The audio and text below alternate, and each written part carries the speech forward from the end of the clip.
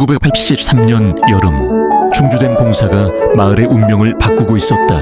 아침 햇살이 들기도 전에 마을 사람들은 회관 앞에 모여들었다. 오늘은 보상금과 이주 문제를 두고 또 한 번의 큰 논의가 있을 날이었다.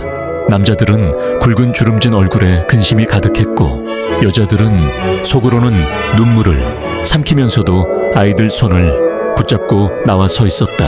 마을 회관 안에는 관공서에서 파견 나온 젊은 공무원이 서류철을 붙잡고 앉아 있었다. 그는 이제 겨우 28살, 양복 대신 흰 셔츠에 단정한 머리. 하지만 눈빛에는 피곤함이 묻어 있었다. 매일같이 이주 설명과 보상, 협의를 반복하느라 지쳐 있었던 것이다. 그때 회관 안 라디오에서 뉴스가 흘러나왔다. 장영자, 이철희 부부가 수천억 원대 어음 사기 사건으로 구속되었습니다. 대한민국 경제를 뒤흔든 이번 사건은 순간 마을 안이 술렁였다. 노인 한 분이 헛웃음을 터뜨리며 말했다. 헤어 세상에 도시에선 수천억이 왔다 갔다 하는데 우린 고향 땅 팔아서도 몇 푼 챙기기 힘드니 원. 그의 목소리는 회관 가득 메아리쳤다. 다른 이들도 고개를 끄덕이며 돈이란 게 가진 놈들 손에만 더 모이는 법이지 우리 같은 놈들은 죽어라. 이래도 남는 게 없다라며 한숨을 내쉬었다. 젊은이들은 씁쓸하게 웃었고 아이들은 무슨 말인지 몰라 눈만 굴렸다. 주민 대표 격인 박노인은 자리에서 벌떡 일어나 손을 들었다.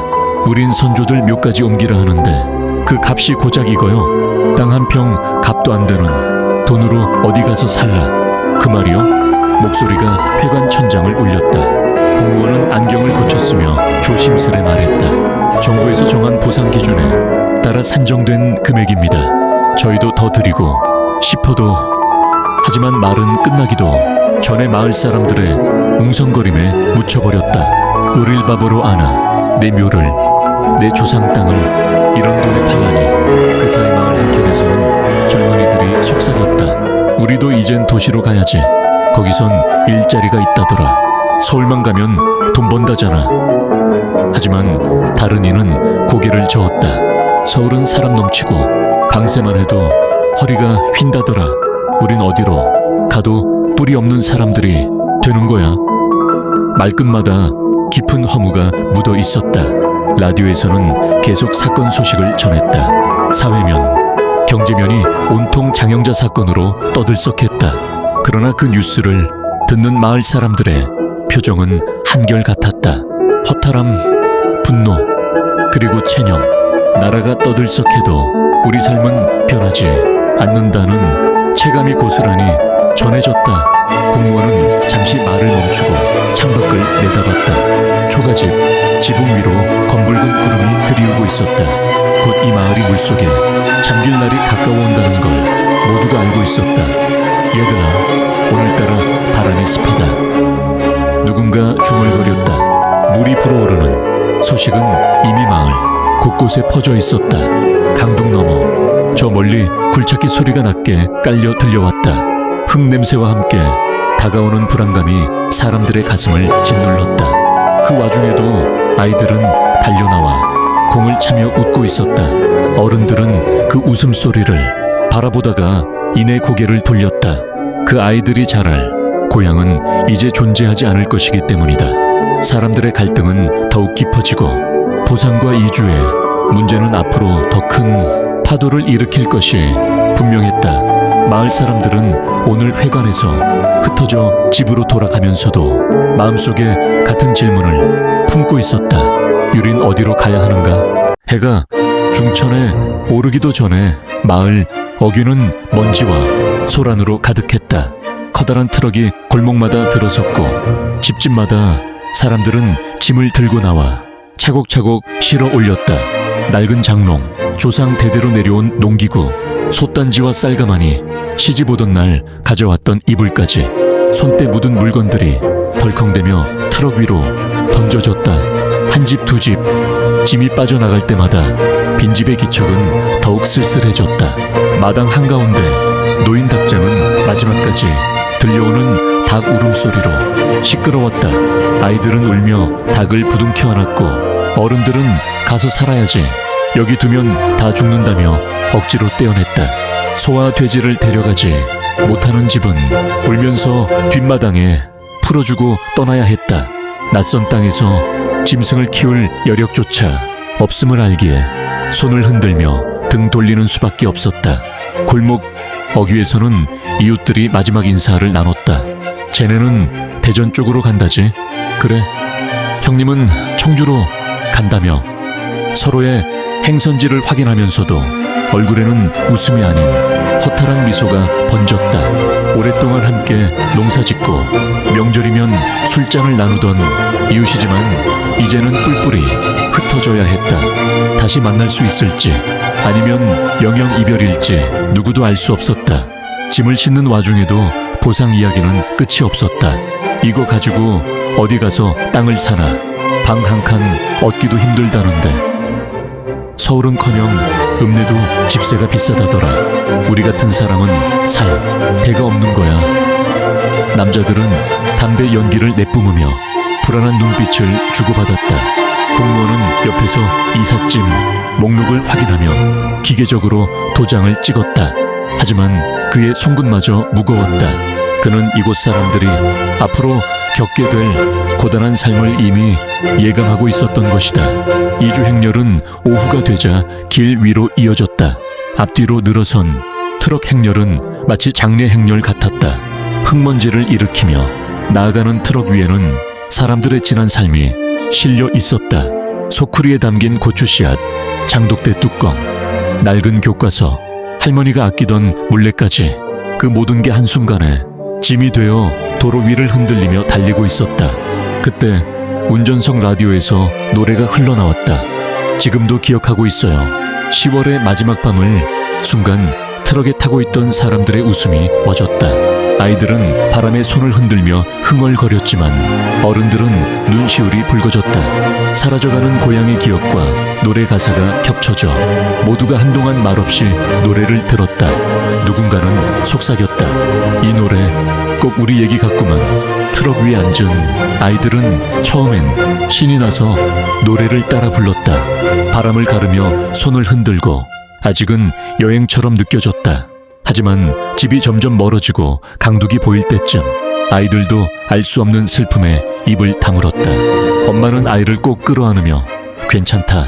거기 가면 더 잘 살 수 있다 라고 속삭였지만 눈가에는 눈물이 맺혀 있었다. 마을 어귀에 남은 노인 몇 명은 끝내 트럭에 오르지 못하고 서 있었다. 그들은 조상묘를 바라보며 마지막 절을 올리고 있었다. 이 땅을 지키지 못해 죄송합니다. 주름진 손이 흙을 움켜쥐었다. 그 흙은 곧 물에 잠겨 사라질 것이었다. 길가에서 이 장면을 지켜보던 이웃마저 눈시울을 붉혔다. 떠나는 사람, 남는 사람 모두의 가슴에 똑같은 허전함이 내려앉았다. 저녁 무렵 이주 행렬은 점차 흩어졌다. 어떤 트럭은 남쪽 길로, 어떤 트럭은 북쪽 길로 빠져나갔다. 길 위에서 서로 손을 흔들며 건강하시오 외쳤지만 그 목소리에는 눈물이 섞여 있었다. 멀리 굴착기 소리가 여전히 들려왔다. 마을은 빠르게 비워지고 있었고 빈집만 남아 바람이 스며들었다. 집집마다 남겨진 흔적은 그대로였다. 벽에 걸린 가족 사진, 다 쓰지 못한 연탄, 아직 식지 않은 아궁이의 재, 그 모든 것이 이별의 증거처럼 남아있었다. 마을 전체가 거대한 무덤이 되어가는 듯했다. 그러나 사람들은 발길을 떼야 했다. 어디로 가야 할지 알 수 없지만 그 길 위에서라도 살아야 했기 때문이다. 트럭이 비포장도로를 덜컹이며 멈춰섰다. 먼지 구름이 가라앉자 사람들은 조심스레 짐을 내리기 시작했다. 이곳이 앞으로 살아야 할 새로운 마을, 정부가 마련해줬다던 이주 단지였다. 그러나 단지라는 이름과는 달리 눈앞에 펼쳐진 풍경은 황량했다. 반듯하게 늘어선 시멘트집 몇 채, 아직 완공되지 않아 벽돌만 쌓아둔 골조 건물들, 그리고 들판에는 아무런 울타리도 없는 맨 땅뿐이었다. 익숙했던 고향의 산세와 들판, 논두렁과 마을 어귀의 정자는 어디에도 없었다. 사람들은 잠시 서서 서로의 얼굴을 바라봤다.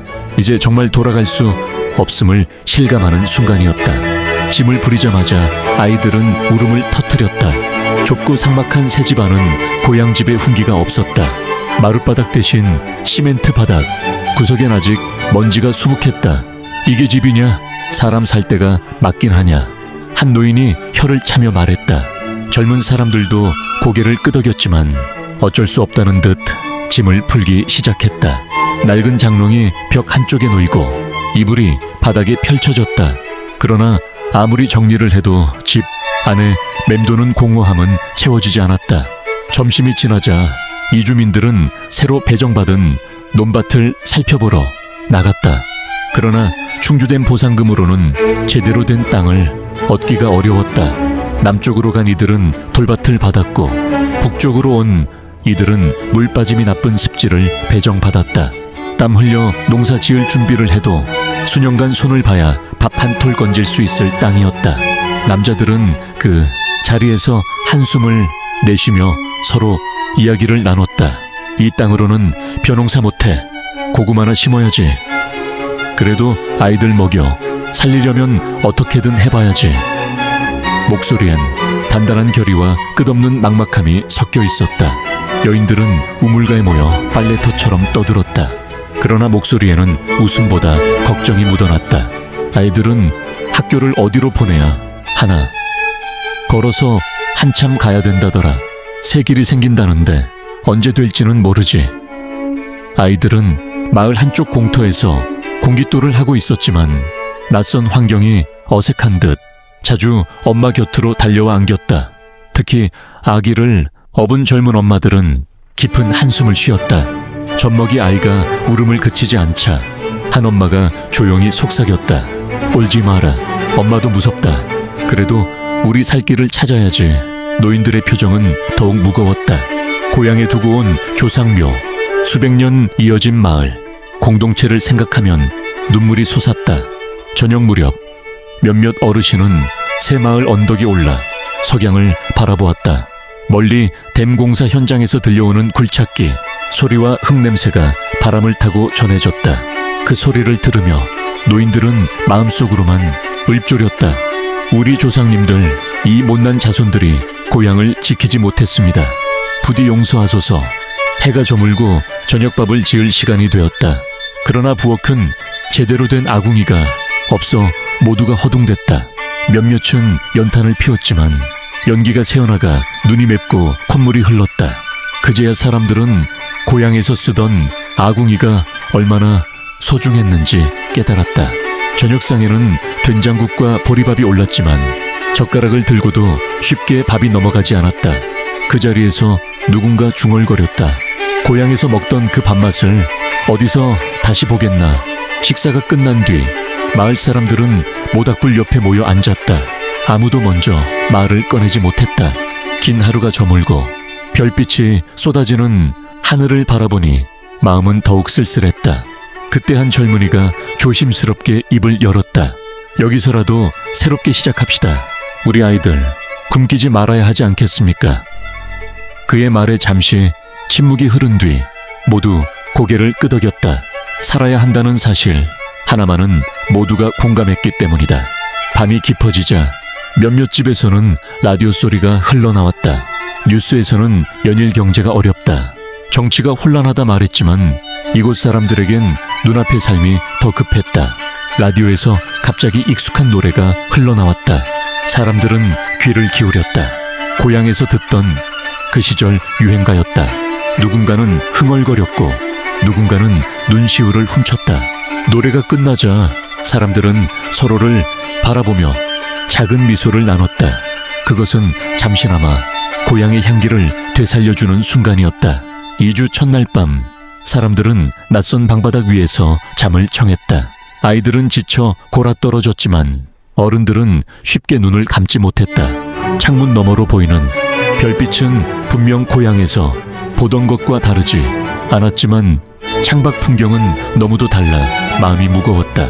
그래도 내일은 밭을 갈아야 하고 집을 손봐야 하고 아이들 학교도 알아봐야 했다. 막막했지만 멈출 수는 없었다. 사람들은 알았다. 고향은 물속에 잠겼지만 삶은 여전히 이어진다는 것을. 새 땅에서 피어난 작은 희망의 불씨를 붙들고 모두는 내일을 준비했다. 오늘의 이야기가 마음에 남으셨다면 다음 편에서도 함께 해주시길 바랍니다. 구독과 좋아요는 큰 힘이 되며 이어질 다음 편에서 또 다른 이야기를 전해드리겠습니다.